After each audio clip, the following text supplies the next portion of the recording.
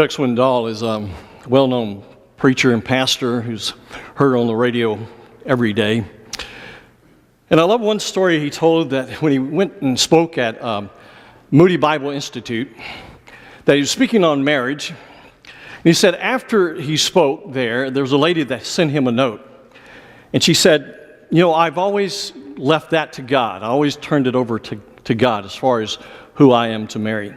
But she said, I did do this. She said, every night I hung a pair of pants on the bed and knelt down and prayed this prayer.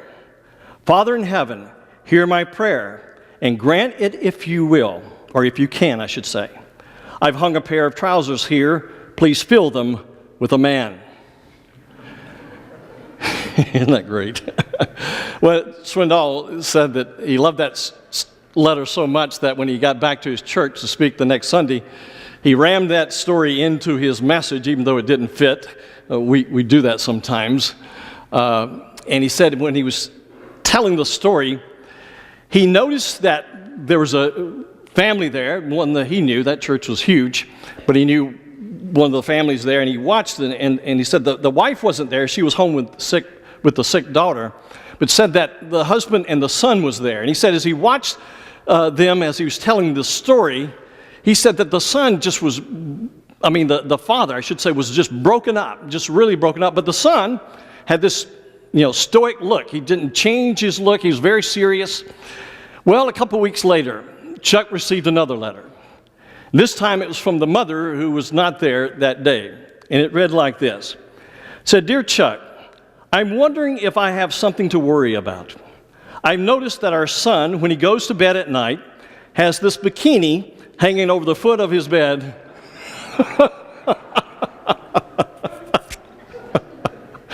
I guess he's looking for a wife. There are a lot of people who are wanting a wife, or wanting a husband, who are wanting to get in marriage. There are those also who are wanting to get out as well. In fact, I don't know if you've heard about it, but there is what is called the Marriage Anonymous group. You ever heard of that? Well, here's what happens. It's a Marriage Anonymous group, and it goes like this. What they do when a single man starts feeling the urge to get married, you call this Marriage Anonymous. And what they do is they send out an old hag over in an ugly nightgown, an old tattered robe. Her hair's rolled up, her hose are rolled down. She's got cold cream all over her face, and she nags him until he loses the desire to get married. Don't you love those stories? Well, you know what? The sad fact is that the marriage relationship, the marriages today are in big trouble in our nation. And what really saddens me and concerns me is that many in the church are in trouble. For something is amiss, in my view, in our churches today. The Barna Group did a research on people who are different denominations as to the percentage of those who have been divorced. Jerry, throw those up there, if you will. Lutherans, 21%. Catholics, 21%. Presbyterians, 23%. Methodists, 26%. Pentecostal, 28%. Episcopal, 28%. Baptist, 29%. And at the top, non-denominational, 34%. Wow. That's a third of those in those churches, non-denominational churches, that are divorced. There's one who did some research on that. His name was Bradley Wright. He was a sociologist at the University of Connecticut. And he explained from his analysis that people who identify as Christians but rarely go to church, he said that 60% of them have been divorced. 60% of those who attend church on a regular basis, get this, 38% have been divorced. So the question today, as we begin this very short series, is how do we divorce-proof our marriages? What do we do to somehow build into our marriage that protection for life? Well, one of the things I've learned playing various sports growing up, I learned that you have to master the fundamentals. If you don't, you can't do anything else. It's like an ice skater, a hockey player who can't ice skate. He's no good if he can't ice skate. He may have all kind of skills in terms of his hand motion and so forth. One of the things I learned, though, was that regardless, you have to master the basics. Take, for example, basketball. When I played basketball, if I played a game and I wasn't dribbling the ball like I thought I should, in basketball, you've got to dribble the ball with both hands. I'm left-handed, but I had to learn how to dribble it with my right hand. And if there was a game that I played in that I did not handle the ball like I thought I should, the next day at practice, I spent extra time, an hour or so after practice, just dribbling, both hands around the gym. If the mechanics of my shot was off, they weren't falling like they should, and I was a guard, so if you can't shoot, you're no good to the team. So I would spend hours just working on the form over and over. Well, there are fundamentals to marriage. And I believe that if you want a healthy marriage, you will need to work at these fundamentals for the rest of your marriage. They will save your marriage, but you need to know them and work on them. So today, that's what we're going to do. We're going to look at 4 fundamentals for divorce-proofing your marriage. Turn with me to Genesis chapter 2. I've covered this passage before, but I'm going to approach it a little bit different than I have in previous times. I think in this wonderful passage, in which in the context has to do with God creating Eve from Adam. But nonetheless, within this context, he gives some instruction as to what should happen in any home, in any marriage. In verse 24, the first thing we see, the first fundamental, if you will, is that of commitment. Look in verse 24. It says, "For this reason shall a man leave his father and his mother." Let's just stop right there. The word leave means to relinquish, to loose, to leave, to forsake. In order for the new relationship to be healthy, the cords to the parents have to be broken, have to be cut. You say, why? And every time I've discussed this passage, I've talked about severing. And that's important. But we need to ask why. Why? Because it is in the severing of that relationship that paves the path, if you will, for there to be total commitment. And for any marriage to be healthy and to be strong, there has to be total commitment. And that comes in terms of one's relationship to one's previous family, parent, mom and dad. There has to be a severance. You cannot have total commitment if you are still leaning on mom or dad. You can't. I've seen grown men, I've seen grown women who do that. There are 3 major causes of divorce. One of them is that of in-laws. Why is that? Because people often do not sever, in fact, that relationship. And they depend still upon that former relationship. No, total commitment means that you have to sever that cord connected to mom or dad. Jesus, I think, teaches us a bit about commitment. In Luke chapter 14, it says, "If anyone comes to me and does not hate his own father and mother and wife and children and brothers and sisters, yes, and even his own life, he cannot be my disciple." The Greek word there for hate is museo. It's a word which means to detest. And you have to ask the question, does Jesus really want us to hate our father and mother, sisters and brothers, children? And the answer is obviously he doesn't. No. In fact, in Matthew 15, Jesus says to honor your father and mother. But what he's talking about is that when it comes to the issue of choice, there should be no choice but one. That's your mate. Michael Bolton sang a song a few years ago that said, I said I loved you, but I lied. And the chorus goes like this. Said I loved you, but I lied, 'cause this is more than love I feel inside. Said I loved you, but I was wrong, 'cause love can never ever feel so strong. Said I loved you, but I lied. And then one of the verses states, with all my soul I've tried in vain. How can mere words my heart explain? This taste of heaven so deep, so true, I've found in you. Now, what was he saying? What did he mean by that? I think if I understand what he was saying that when it comes to loving my special one, significant one, no one can compare. Love that's used in so many other venues and avenues and so forth, expressions, cannot be the same as the deep feeling I have for my significant other. Jesus is saying that there's no comparison when it comes to your love for me, or shouldn't be, that we are to be devoted to Him above all else, above even our wife and husband, even our children. But He's teaching us about commitment.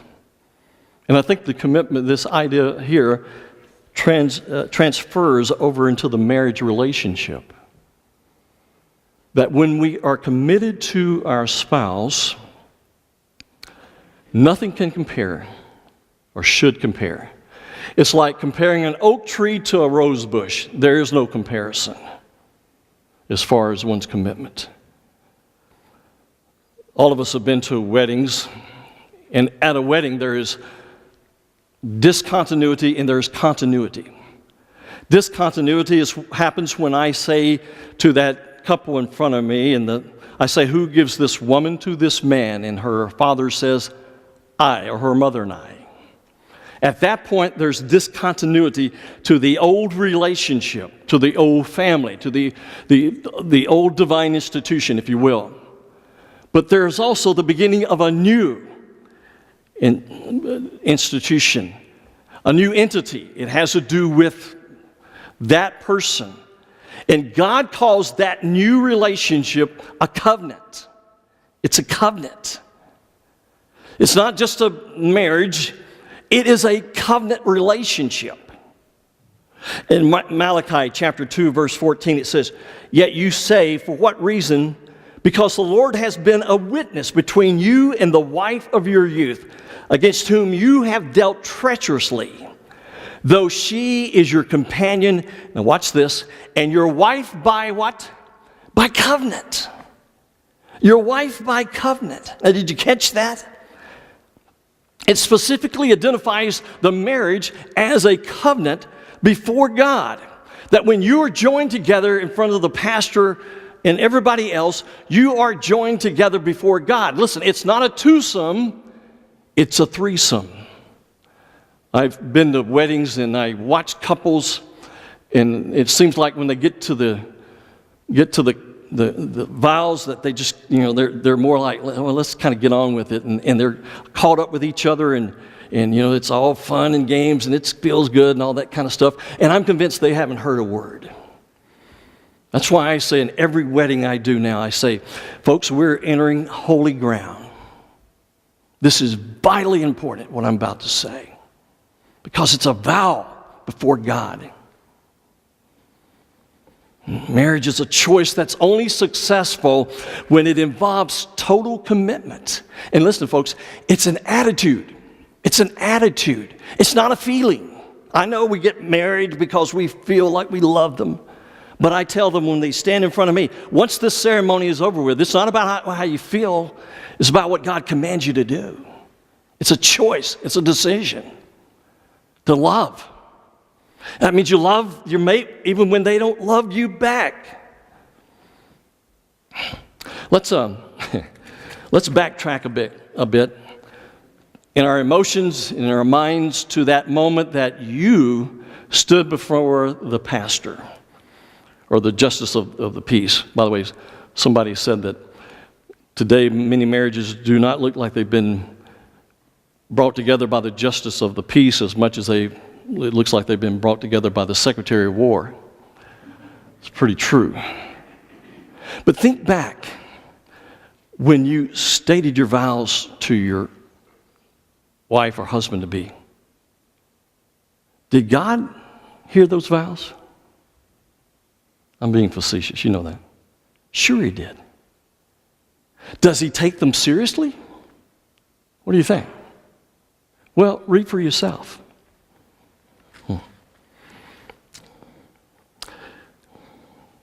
In Ecclesiastes chapter 5, verse 4, it says, when you make a vow to God, do not be late in paying it, for he takes no delight in fools. Pay what you vow. What was Solomon saying? Essentially, Solomon was saying, listen, speaking in the place of God, he's saying, anyone who makes a promise before another and who doesn't keep a promise is a fool. And God doesn't like fools. That's what he's saying. Yeah, it's not only does he take them seriously, he remembers them permanently. A vow is a vow. It's a solemn promise by which one individual binds himself or herself to another. And what is God's command here? He says, pay what you vow. In other words, what is he saying? Keep your promise. Keep your promise.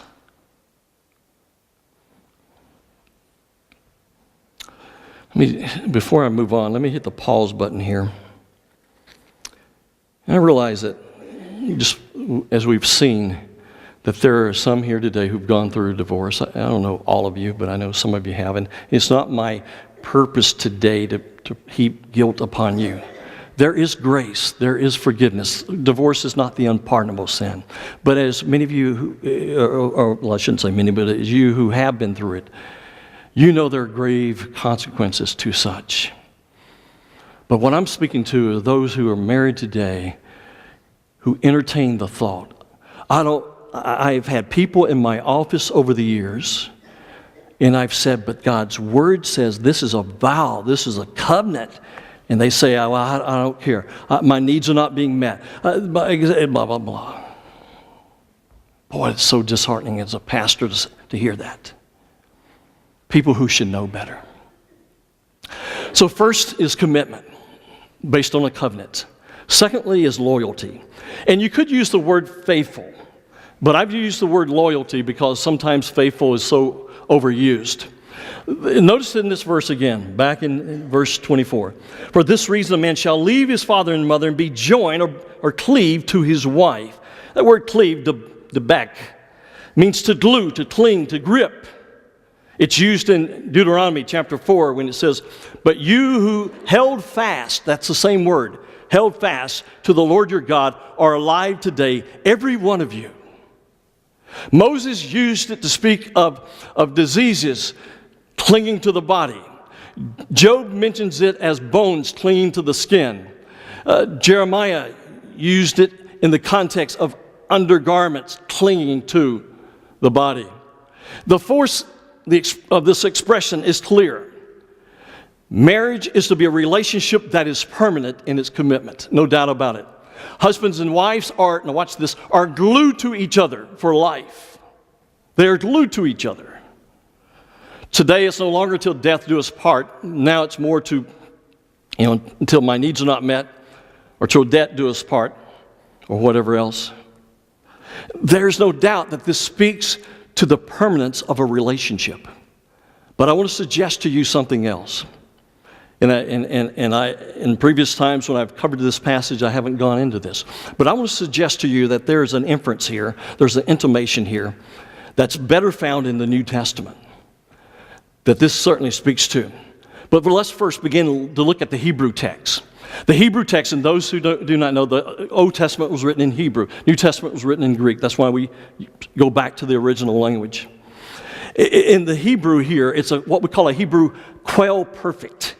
It speaks of something in its entirety, very much like the aorist tense you've heard me use many times before. If I say that God has been good to me, and I use the Hebrew quail perfect, what I mean by that is that God has been good to me from the beginning to the end, in totality. So that's the word that's used here. And it says we are to cling, to be joined to one another. What? Forever. Forever. But there's something else here. You see, commitment can have varying degrees. Someone can say, well, I'm committed to my wife. I provide for her. I provide her with a check. I provide her with a nice home. I provide for the kids. But in his mind, and perhaps even in his actions, he could be unfaithful, disloyal. So I think there's more here. In the New Testament, it speaks of not just permanence, I believe, but it speaks of emotional loyalty and faithfulness. I want to hold your place and go with me to 1 Timothy chapter 3. Or if you want, you can just watch the overhead. In 1 Timothy chapter 3, it has to do with the context, at least in the context, of Paul telling Timothy, look, you need to find leaders. You need to find leaders in the church, and here's what they ought to look like. And in chapter 3, verse 2, he says, an overseer then must be above reproach. Now understand this. The Greeks were notorious for giving a primary statement and following it up. He says above reproach was a primary statement here. The first thing is that one who's in leadership should be above reproach. And then you ask the question, as Paul anticipated with Timothy, then what's that look like? And he begins to give the answer to that. He says, must be above reproach, the husband of one wife. Now, regardless what that phrase means, the first thing he says is that this is the most critical. In terms of the order, this is the most critical of them all. They're in order here. Now, there are those who have taken this statement, the husband of one wife, and said, this means that you cannot be divorced and be in leadership. That's a debate for another day, another hour. I'm not going to go down that rabbit trail. Those who know me know that I'm a purist when it comes to the biblical text. You say, what does that mean? What that means is that I am a stickler about being sure that when someone gives me an interpretation, or if I've got the interpretation, that I am careful to state exactly what the original intent was of the author.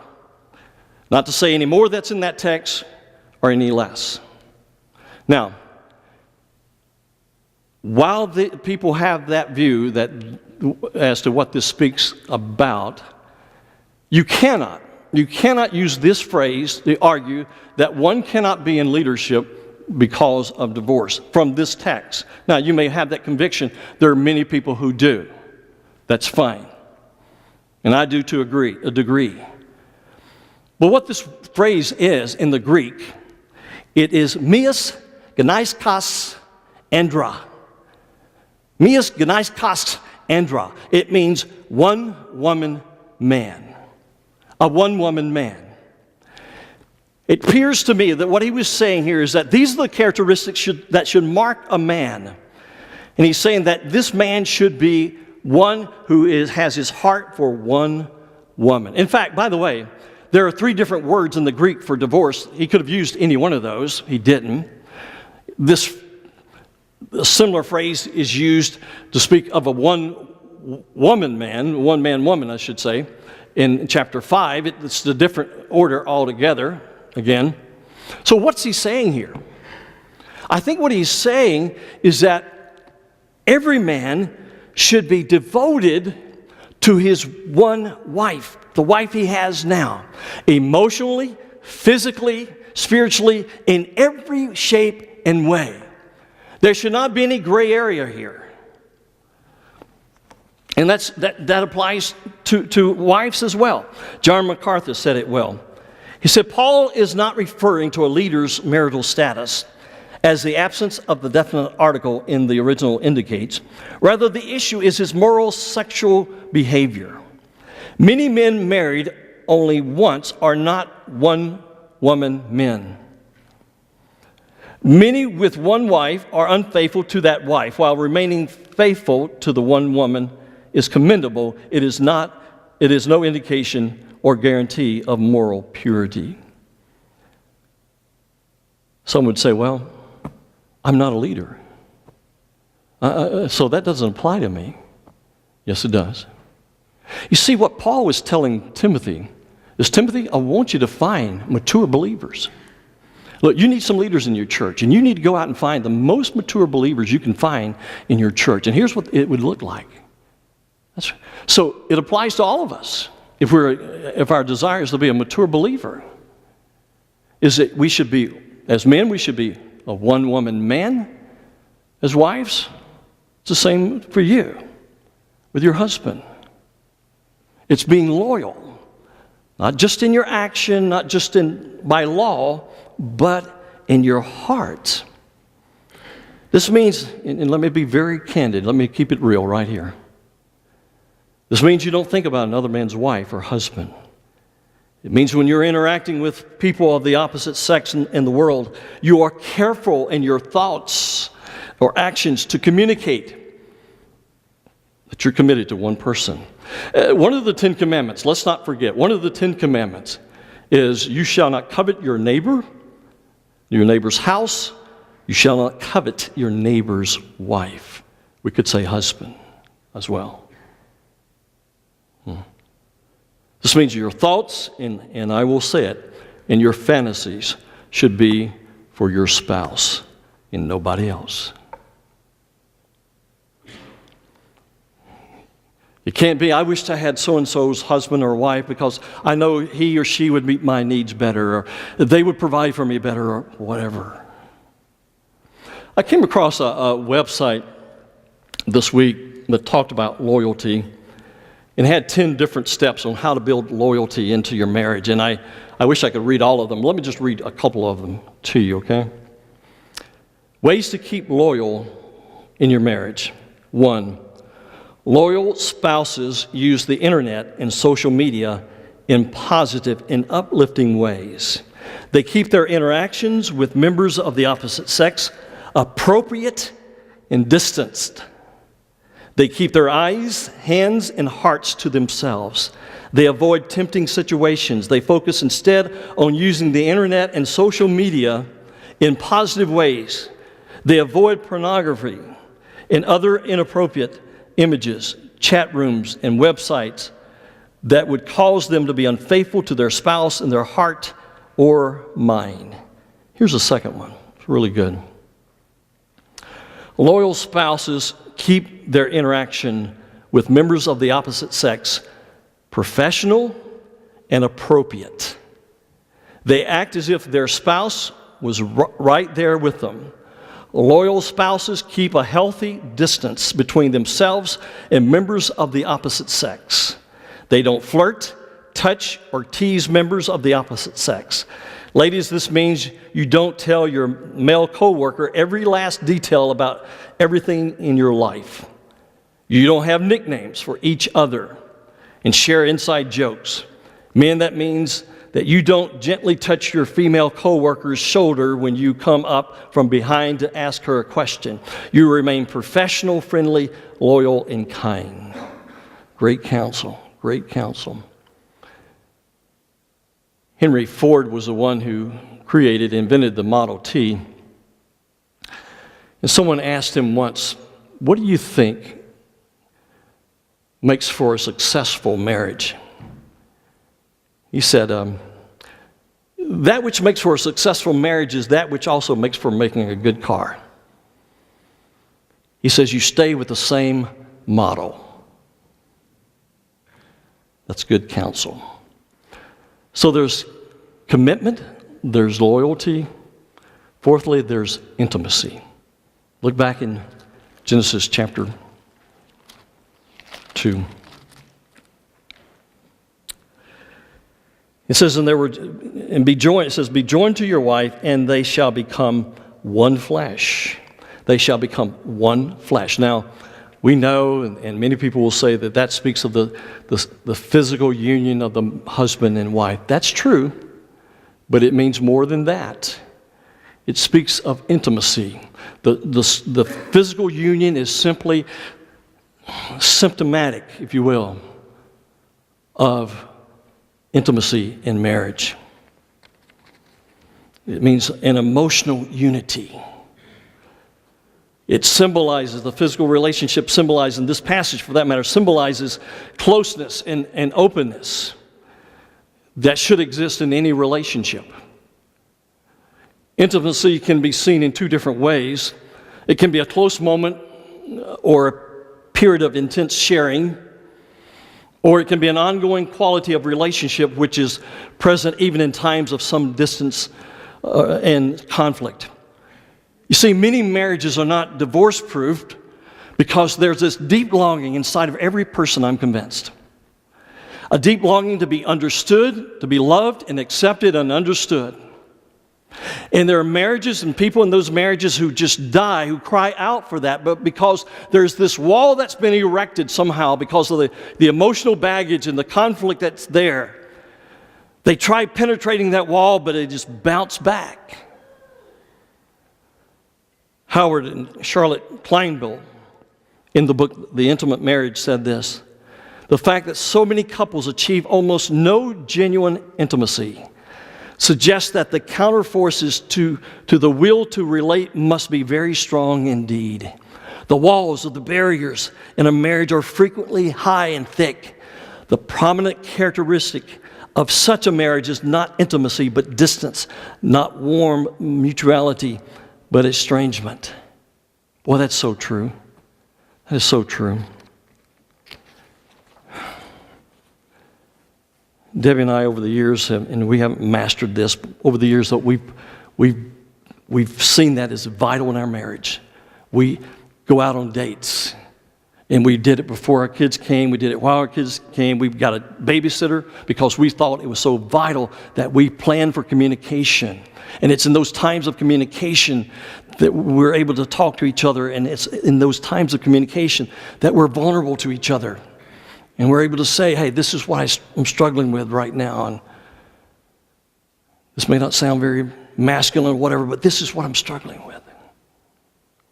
The men, we're not very good at this. Not very good at it at all. I read this week of a story of a guy who got on an airplane. It's a true story. Got on an airplane, and he sat beside this guy, a young guy, and he asked the guy, as often people will, he said, where are you going? He said, I'm going on my honeymoon. He said, well, where's your wife? She's not here. He's by himself. He said, well, she's sitting a few rows back. He said, well, look, I'll be glad to go back and sit in her seat and have her come sit beside you. He said, no, that's no problem. He said, you don't need to do that. He said, we've been talking all day. What do you think the wife is thinking? She's thinking, I want to be there beside him. Probably. In Matthew 24, it says that when you see the abomination of desolation, run for the hills. When men see the potential of intimacy or even the prospect of that, they run for the hills many times. Intimacy. So there's commitment, there's loyalty, there's intimacy. Now this fourth one kind of goes with the third one. It's trust. Trust. See, note the order.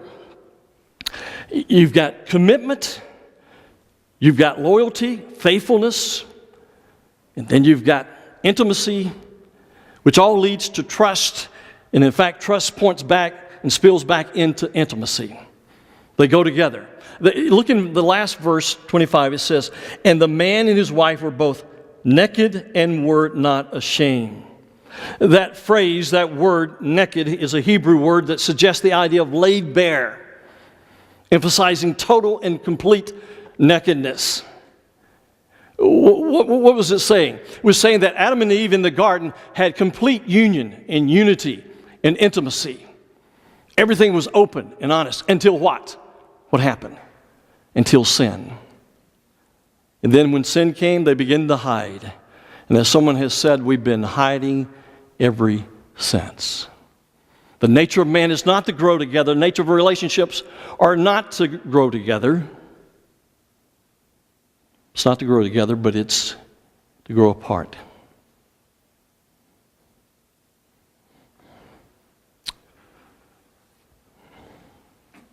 There are two kinds of trust. It's a trust versus a trust of one soul with another. What that means is when you're with someone, you are able to spill your beans, so to speak.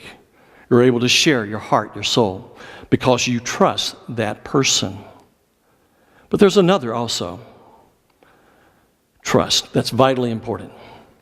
It's trusting your spouse when you are not with them. When you are not with them. Vicki sat at the kitchen table, stunned and hurt. Her 4-year-old marriage to Alex, on which she had pinned so much of her dreams and hopes, seemed false. She had just heard from a friend that Alex had been lunching with an old girlfriend. When Vicki asked why he hadn't mentioned it to her, his reply was defensive. He said, "I knew you would freak out, just like you're doing now." Wonder why. And she said Alex couldn't see that his omission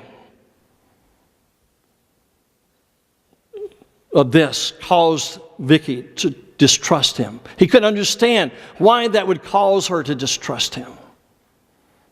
But you see, Vicki and Alex are typical of many young couples today, perhaps older couples. For a variety of reasons, they are facing a trust issue. And it's a crisis that could destroy their marriage. One of the most wonderful gifts, and I talk to every couple I lead through premarital counseling. I hammer this over and over. One of the most wonderful gifts in a marriage is trust.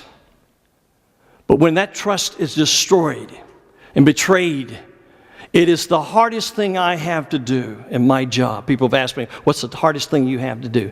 The hardest thing I have to do in my job is to help people restore trust when that trust has been thrown to the wind. Get this, so successful marriages are built on trust. Understand that. They are built on trust. That is vitally important. And folks and young people, if you're not married and you're dating a young person and they are not trustworthy, get out of there. Fast. Fast.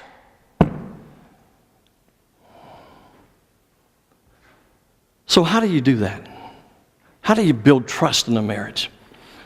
Let me just give you 2 or 3 ways. Understand the nature of trust. One of the Old Testament words for trust, batak, and it means, get this, it means careless. Careless. You say, careless? You say, that doesn't sound right, does it? It means careless in the sense when you're with that person, there's no concern. There's no protective shell that says, you can come so far but no further. No.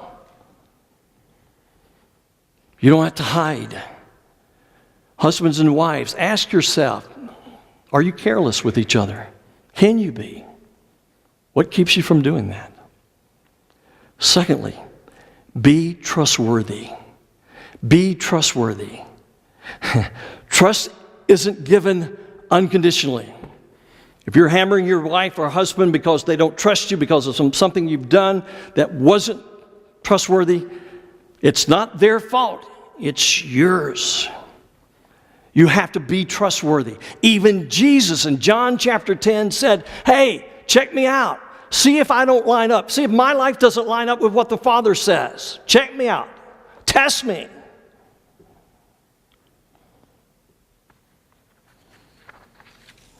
What does it mean for a couple?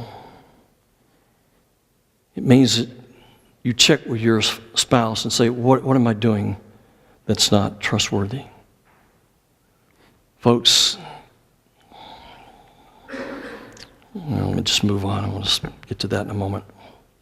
Thirdly, put an end to deception. Trust and truth go hand in hand. That is why deception of any sort is the biggest trust killer. Any sort. Folks, there's no such thing as a white lie.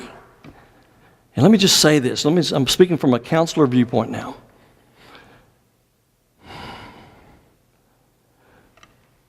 One of the worst things you can have in your makeup is a proclivity to lie, to not tell the truth. That has clinical ramifications. Rid yourself of that. Spend time with the Lord, ridding yourself of any inclination. In my family growing up, lying was right next to murder. My dad handled that very well. Be honest with your spouse, including telling the truth about where you were, whom you talked to, what you said, where you spent money. And by the way, some of this has come off of a Focus on the Family website, not all of it. Many marriages, you see, have been saved because both spouses committed themselves to trust, to being honest. And listen, integrity is that you are what you are as an open book. Folks, I think your spouse should have every password you have. I think your spouse should have every right to every password on social media that you have. Your life should be an open book. If you've got something to hide, your life is not an open book. I say, come and check me. Check it out. There's nothing there. That's the point.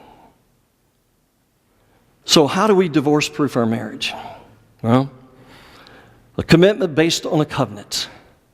Folks, sometimes it may be you'll come to a place in your marriage where the only thing that's holding the marriage together is a covenant that you made before God. But folks, that's enough. That's enough.